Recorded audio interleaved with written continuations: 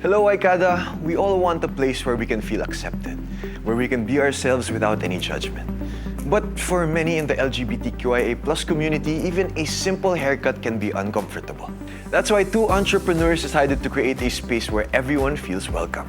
Yes, Aikada, we not only have one, but two Y-Dols of the week. So please welcome the founders of Barbiero Barbershop, Ryen Paul Sumayao and Jedi Directo.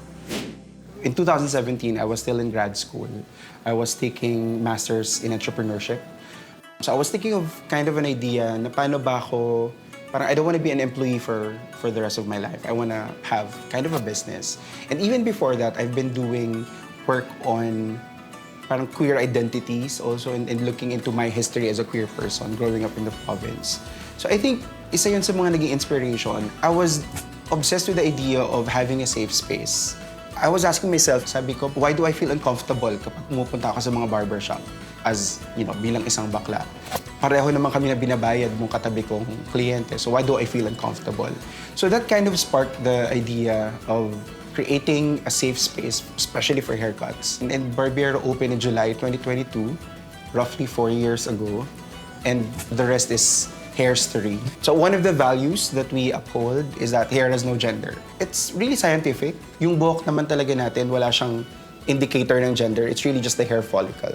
So that means if hair doesn't have gender, then pwede pala talagang isuot ang tipo ng buhok na sinusuot ng isang babae.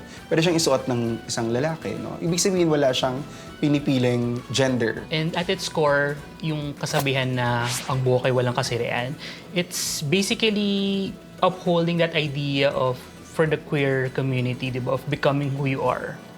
Diba? At its core, yun naman yung ibig sabihin na becoming yourself. Ang caveat lang dun is becoming yourself comfortably and you feel na you can share it to the world, diba? Without, feeling that you have to hide or you have to police yourself. While getting it, yeah.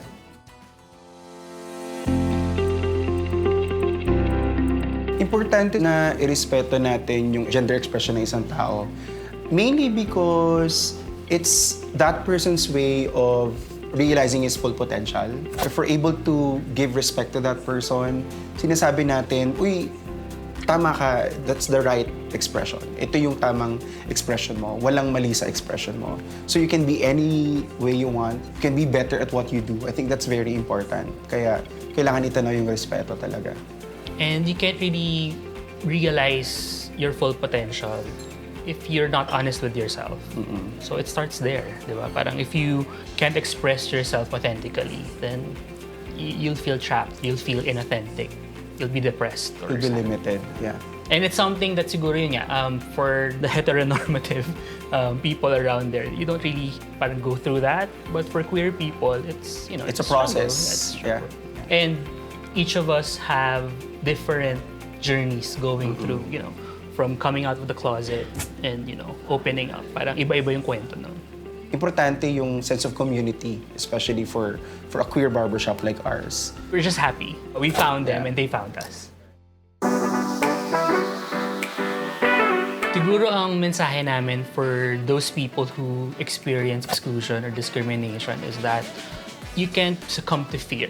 If you're in a situation where you feel discrimination, yes, it becomes a scary situation, but the moment that you hide, the moment that you decide to say, okay, I might be, I might change the way I express myself, or I might tone myself down to make the people a little bit more comfortable. Yun yung dapat hindi mo gawin. Mas kailangan mo pang paigtingin yung desire mo to be just visible and present. Siguro ako din, isang mensahe ko for folks, especially the young ones who are experiencing exclusion. I would encourage them to find their community. Find communities where you can be yourself. And don't be afraid to transfer from one community to another. Kasi eventually, importante yun sa formation ng tao. The goal really of Barbiero Barbershop is for us to not be the only queer barbershop in the Philippines. Yun yung lagi naming dasal, na sana hindi lang kami ang queer na barbershop sa Pilipinas or anywhere.